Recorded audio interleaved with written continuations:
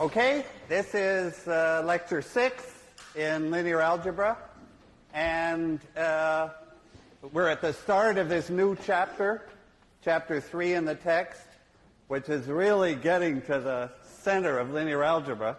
And I had time to make a first start on it at the end of lecture 5, but now lecture 6 is officially the lecture on vector spaces and subspaces, and then especially there are two subspaces that we're especially interested in. One is the column space of a matrix, the other is the null space of the matrix. So I got to tell you what those are. Okay. So first, to remember from lecture 5, what is a vector space? It's a bunch of vectors that where I can add any two vectors in the space, and the answer stays in the space. Or I can multiply any vector in the space by any constant, and the result stays in the space. So that's, in fact, if I combine those two into one, you can see that if I can add and I can multiply by numbers, that really means that I can take linear combinations. So the quick way to say it is that all linear combinations, C, any multiple of V plus any multiple of W, stay in the space.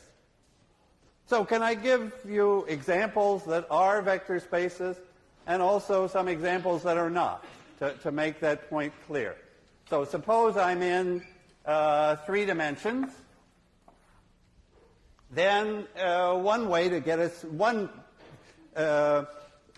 space is the whole three-dimensional space. So the whole space R3, three-dimensional space, would be a vector space, because if I have a couple of vectors, I can add them, and I'm certainly okay, and they follow all the rules. So R3 is easy. Now, I'm interested also in subspaces. So there's this key word, subspaces. That's a space, that's some vectors inside the given space, inside R3, that still make up a vector space of their own. It's a vector space inside a vector space. And the simplest example was a plane. So can I just sketch it? There is a plane. It's got to go through the origin, and of course it goes infinitely far. That's a subspace now. Do you see that if I have two vectors on the plane and I add them, the result stays in the plane? If I take a vector in the plane and I multiply by -2, I'm still in the plane. So that plane is a subspace. So let me just make that point. Plane through 0, through that 0, 0, 0, is a subspace. Okay. And also, another subspace would be a line. A line through 0, 0, 0. The line has to go through the origin. All subspaces have got to contain the origin, contain the 0 vector. So this line is a subspace. Line is a subspace. Really, if I want to say it really correctly, I should say a subspace of R3. That of R3 was like understood there. Now, so let me call this plane P, and let me call this line L. And let me ask you about other sets of vectors. Suppose I took, so here's the first question. Suppose I take two subspaces, like P and L, and I just put them together, take their union, take all the vectors. So now you've got P and L in mind here. So I have two subspaces. And, for example, P, a plane, and L, a line. Okay. Now, I want to ask you about the union of those. So P union L. This is all vectors in P or L or both. Is that a subspace? Is this a subspace? This is or is not a subspace? Because I just want to be sure that I've got the central idea. Suppose I take the vectors in the plane and also the vectors on that line, put them together, so I've got a bunch of vectors. Is it a subspace? Can you give me, like, so the camera can hear it, or maybe it's the tape, can you say yes or no? Do I have a subspace if I take all the vectors on the plane plus all the ones on the line and just join them together? But I'm not taking this guy. Actually, I'm not taking most of them, because most vectors are not on the line or the plane. They're off somewhere else. Do I have a subspace? No. Right, thank you. No. Because. Why not? Because I can't add. Because if that requirement isn't satisfied. If I take one vector like this guy and another vector that happens to come from L and add, I'm off somewhere else. You see that I've gone outside the union. If I just add something from P and something from L, then normally what will happen is I'm outside the union, and I don't have a subspace. So the correct answer is not. Okay, now let me ask you about the other thing we do is take the intersection. So what does intersection mean? Intersection means all vectors that are in both P and L. Is this a subspace? Yeah, so I guess I want to go back up to the same question. This is or is not a subspace. And you can answer the question first for this particular example, this picture I drew. What is P intersect L for this case? It's only 0. At least, sort of, this was the artist's idea as he drew it, that line L was not in the plane and went off somewhere else, and then the only point that was in common was the 0 vector. Is the 0 vector by itself a subspace? Yes, absolutely. And what about if I don't have this plane and this line, but any subspace and any other subspace? So now can I ask that question for any two subspaces? So maybe I'll write it up here. If I'm strong enough. Okay, so this is the general question. I have subspaces, say S and T. And I want to ask you about their intersection, S intersect T, and it is a subspace. Do you see why? Do you see why? If I take the vectors that are in both of the subspaces, so that's like a smaller set of vectors probably, because we've added requirements. It has to be in S and in T. How do I know that's a subspace? Can we just think through that abstract stuff and then I get to the examples? Okay. So why? Suppose I take a couple of vectors that are in the intersection. Why is the sum also in the intersection? Okay, so let me give a name to these vectors. Say V and W. They're in the intersection, so that means they're both in S. Also means they're both in T. So what can I say about V plus W? Is it in S? Yes, right? If I take two vectors V and W that are both in S, then the sum is in S because S was a subspace. And if they're both in T and I add them, then the result is also in T because T was a subspace. So the result, V plus W, is in the intersection. It's in both, and requirement 1 is satisfied. Requirement 2 is the same.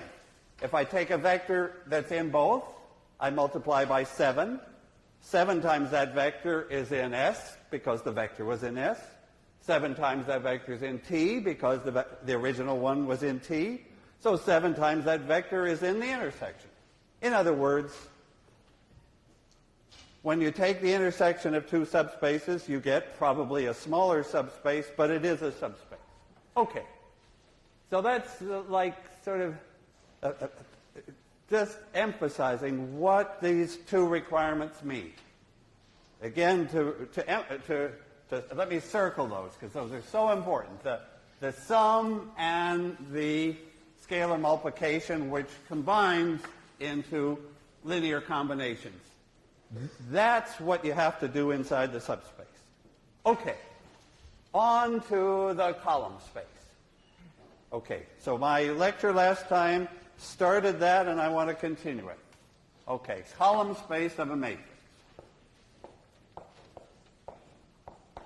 of A. Okay, can I take an example? Say 1, 2, 3, 4. 1, 1, 1, 1. 2, 3, 4, 5. Okay. That's my matrix A. So it's got columns. 3 columns. Those columns are vectors, so the column space of this A, let's stay with this example for a while. The column space of this matrix is a subspace of R what? So what space are we in if I'm looking at the columns of this matrix? R4, right? These are vectors in R4. They're 4-dimensional vectors. So it's this column space of A is a subspace of R4 here, because A is a 4 by 3 matrix. This tells me how many rows there are, how many components in a column, and so we're in R4. Okay, now what's in that subspace? So the column space of A, it's a subspace of R4. I call it the column space of A, like that. So that's my little symbol for some subspace of R4. What's in that subspace? Well, that column certainly is. 1, 2, 3, 4. This column is in. This column is in. And what else? So it's got the columns of A in it, but that's not enough, certainly. Right? I don't have a subspace if I just put in 3 vectors. So how do I fill that out to be a subspace? I take their linear combinations. So the column space of A is all linear combinations of the columns. And that does give me a subspace. It does give me a vector space, because if I have one linear combination and I multiply by 11, I've got another linear combination. If I have a linear combination and I add to another linear combination, I get a third combination. So this is like the smallest space. Like it's got to have those 3 columns in it. Then it has to have their combinations, and that's where we stop. Okay. Now, I'm going to be interested in that space. So like get some idea of what's in that space. How big is that space? Is that space the whole 4-dimensional space? Or is it a subspace inside? Can you, let me just see if you can I mean, we can get a yes or no answer sometimes without being ready for the complete proof.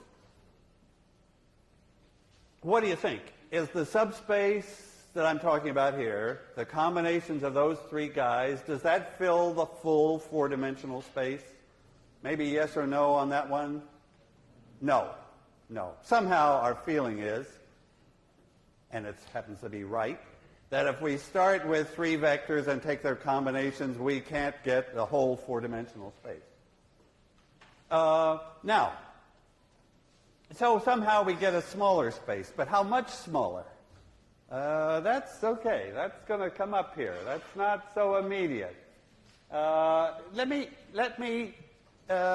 first make this critical connection with linear equations, because behind our abstract definition we have a purpose, and that is to understand Ax equal b. So suppose I make the connection. Does Ax equal b always have a solution for every b? Have a solution for every right-hand side?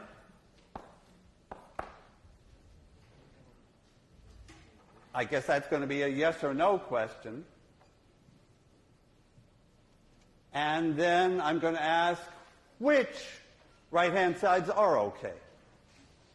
That's really the question I'm after, is which right-hand sides B do make up. You can see from the way I'm speaking what's the answer to this question as it is. The answer is no. Ax equal b does not have a solution for every b. Why do I say no? Because Ax equal b is, it's really, this is four equations and only three unknowns. Right?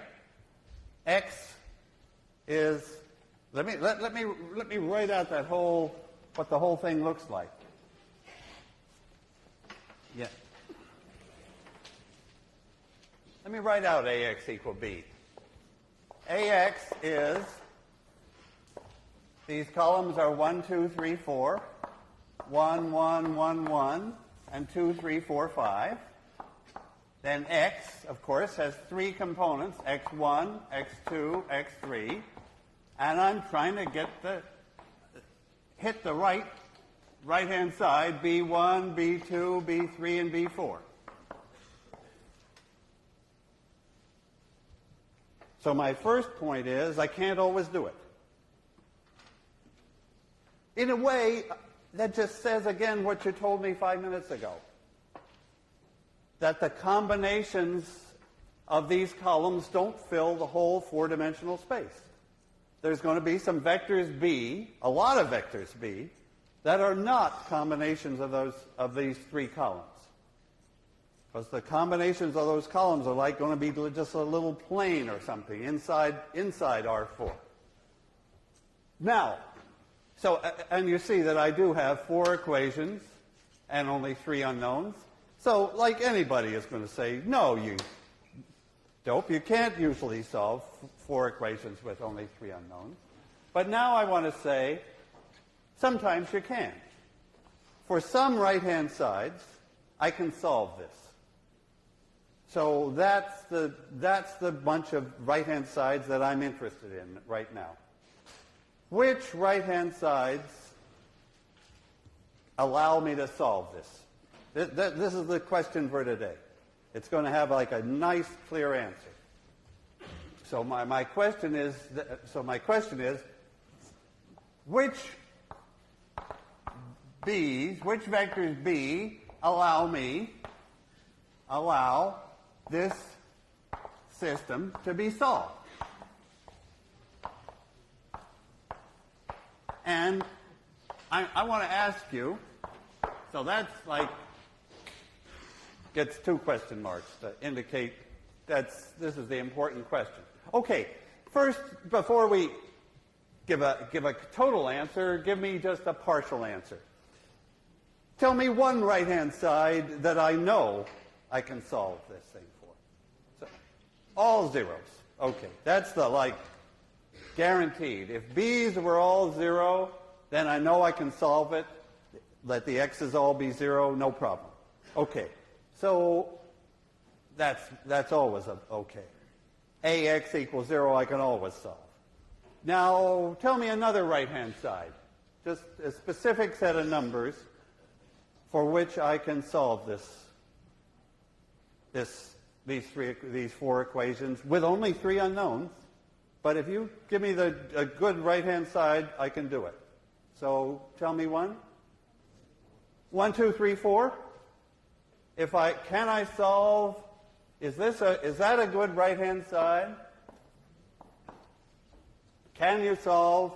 Can you find a solution that x1 plus x2 plus 2x3 is 1, 2x1 plus x2 plus 3x3 is 2, and 2 more equations? So I'm asking you to solve in your head within 5 seconds 4 equations and 3 unknowns, but you can do it because the right-hand side is like showing up here. It's one of the columns. So tell me what's the x that does solve it. 1, 0, 0. 1, 0, 0 solves it. Because, well, so you can multiply this out by rows, but, oh, God, it's much nicer to say, okay, this is 1 of this column, 0 of this, 0 of this, so it's 1 of that column, which is exactly what we wanted. Okay. So there is a b that's okay. Now tell me another b that's okay, another right-hand side that would be all right. Well, all ones? Actually, and then what's the solution in that case? 0, 1, 0, thanks. And in fact, it's much like one way to do it is think of a solution first, right? And then just see what b turns out to be. What b turns out to be, right. Okay. So I think of a solution. So I think of an x. I think of any x1, x2, x3. I do this multiplication, and what have I got? Now I'm ready to answer the big question. I can solve Ax equal b exactly when the right-hand side b is a vector in the column space. Good. I can solve Ax equal b when b is a combination of the columns, when it's in the column space. So let me write that answer down. I can solve Ax equal b exactly when b is in the column space. Let me just say again why that is. Because the column space, by its definition, contains all the combinations. It contains all the AXs. The column space really consists of all vectors A times any X. So those are the B's that I can deal with. If B is a combination of the columns, then that combination tells me what X should be. If B is not a combination of the columns, then there is no X. There's no way to solve Ax equal B. Okay. So the column space is really that's really why we're interested in this column space, because it's the central guy. It says when we can solve, and so we got to understand this column space better. Let's see. Do I want to think? Yeah, somehow. Oh, well, let's just, as long as we've got it here, what do I get for this particular example? If I take combinations of this and this and this,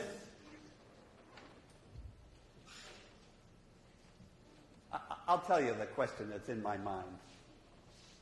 It's not even proper to use this word yet, but you'll know what it means. Are those three columns independent? If I take the combinations of the three columns, does each column contribute something new? Or not? So that if I take the combinations of those three columns, do I get some three-dimensional subspace? Do I have three vectors that are independent, whatever that means? Or is one of those columns contributing nothing new, so that actually only two of the columns would have given the same column space? Yeah, that's a good way to ask the question. Finally, I think of it. Can I throw away any columns and have the same column space? Yes. And which one do you suggest I throw away? 3. Well, 3 is the natural guy to target. So if and why? Because what's so bad about 3 here? Column 3.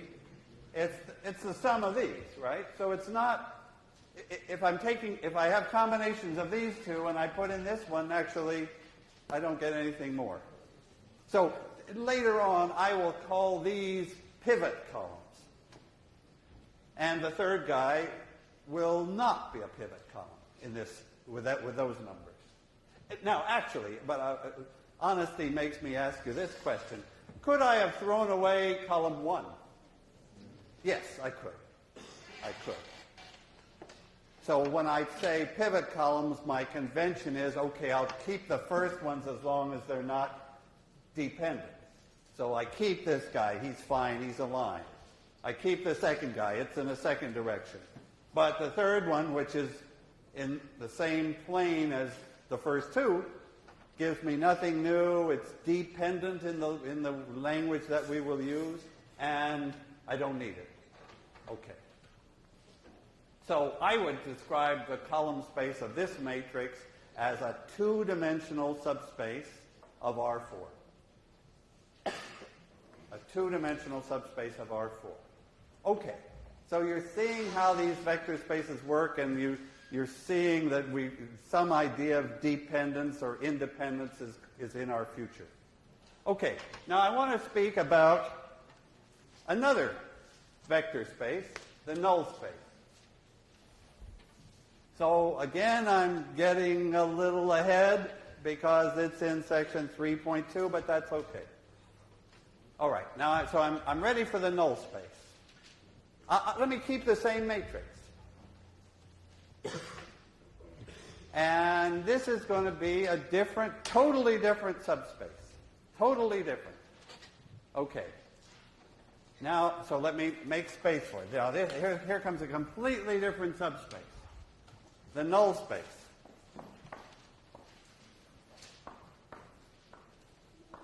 Of A.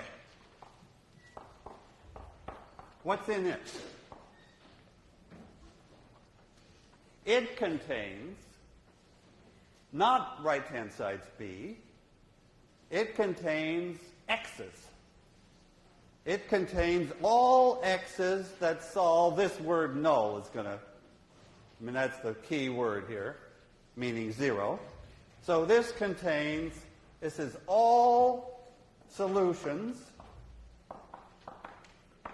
x, and of course x's are vectors x1, x2, and x3, to the equation Ax equals 0.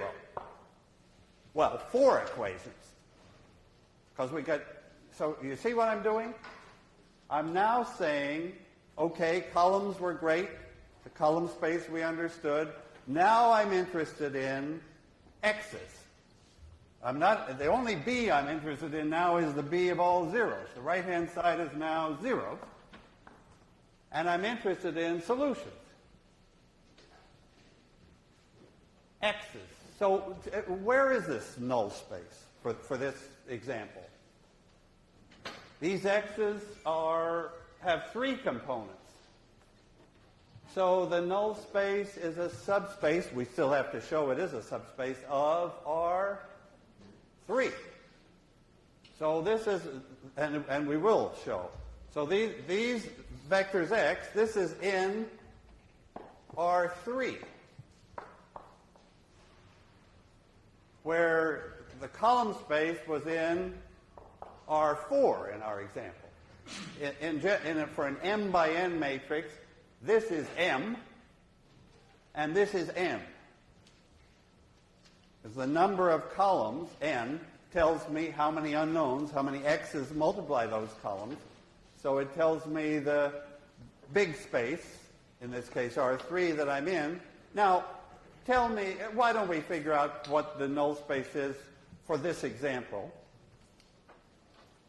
just by looking at it. I mean, that's the beauty of small examples, that my official way to find null spaces and column spaces and get all the facts straight would be elimination, and we'll do that. But with a small example, we can see what's going on without going through the mechanics of elimination. So this null space. So I'm talking about, the null space. And let me copy again the matrix. 1, 2, 3, 4, 1, 1, 1, 1, and 2, 3, 4, 5. What's in the null space? So I'm taking A times X. So let me write it again. And I want you to solve those 4 equations. In fact, I want you to find all solutions to those 4 equations. Well, actually, first of all, find one. Why should I ask you for all of them? Tell me one solution that you don't even have to look at the matrix to know one solution to this set of equations. It is 0 vector. Whatever that matrix is, its null space contains 0. Because A times the 0 vector sure gives the 0 right-hand side. So the null space certainly contains 0. So it's got a chance to be a vector space now, and it will turn out it is. Okay, tell me another solution. So this particular null space, and of course I'm going to call it n of A for null space, this contains, well, we've already located the 0 vector, and now you're going to tell me another vector that's in the null space, another solution, another x. You see what I'm asking you for is a combination of those columns. That's what I'm always looking at, combinations of columns. But now I'm looking at the x, the weights, the coefficients in the combination. So tell me a good set of numbers to put in there. 1, 1, 1, 1 minus 1. Thanks. 1, 1 minus 1. So there's a vector that's in it. Okay, but have I got a subspace at this point? Certainly not, right? I got just a couple of vectors. There's no way they make a subspace. Tell me, actually, why don't I jump the whole way now? Tell me one more solution. One more x that would work. 2, 2, negative 2. Oh, well, tell me all of them. That would have been easier. Tell me the whole lot now. What is the null space for this matrix? It's all vectors of the form. So what could this be? It could be 1, 1 minus 1. It could be any number c, any number, the same number again, and minus c. In other words, actually, any multiple of this guy. Oh, that's the perfect description, because now The 0 vector is automatically included because C could be 0. The vector I had is included because C could be 1, but now any vector. And that's actually it. And do I have a subspace? And what does it look like? It's in. So how would you describe this? The null space. All these vectors of this form, C, C minus C, like 7, 7, minus 7. Minus 11, minus 11, plus 11. What have I got here? Describe that whole null space. If I drew it, what do I draw? A line, right? The null space is a line. It's the line through, it's in R3,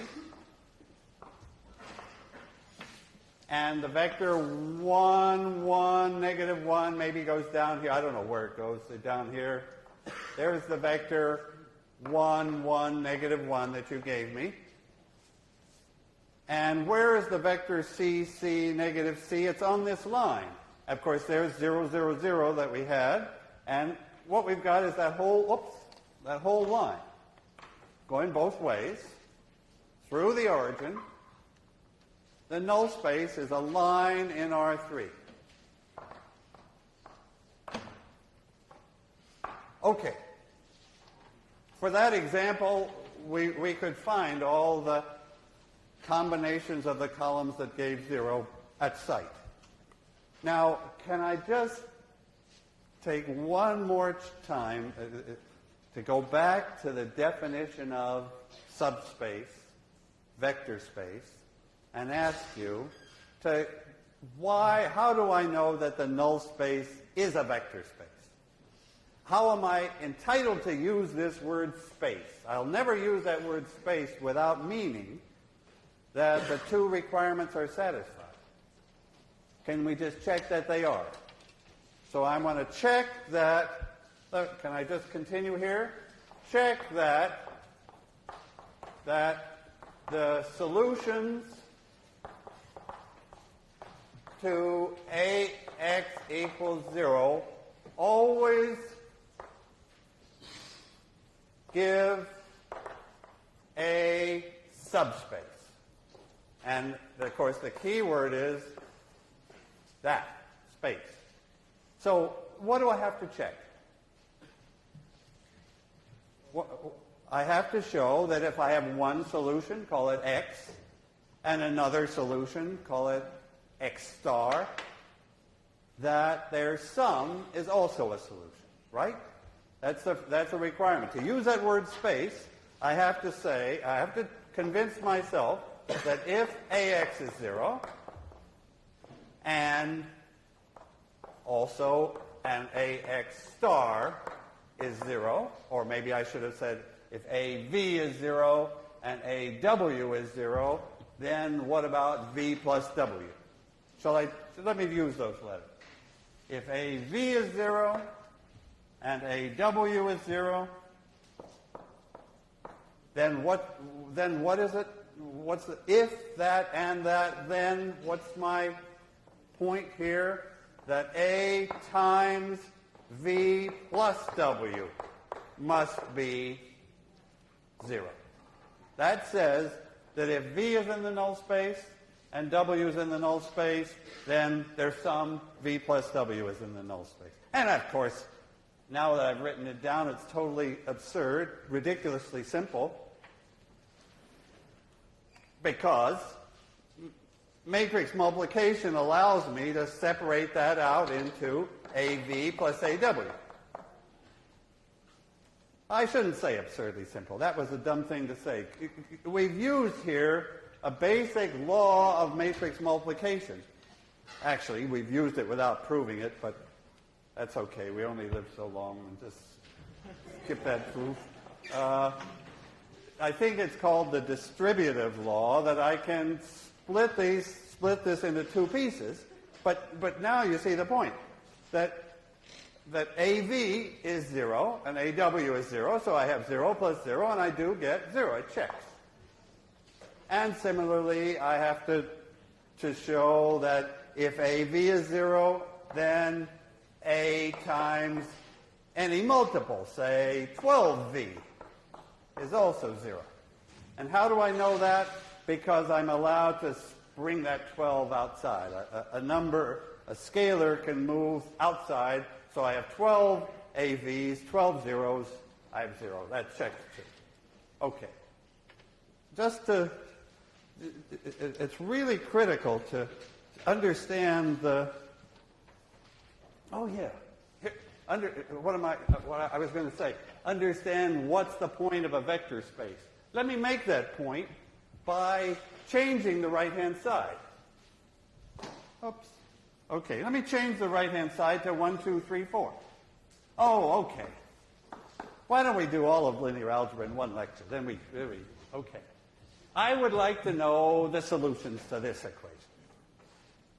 To those 4 equations. So I have 4 equations.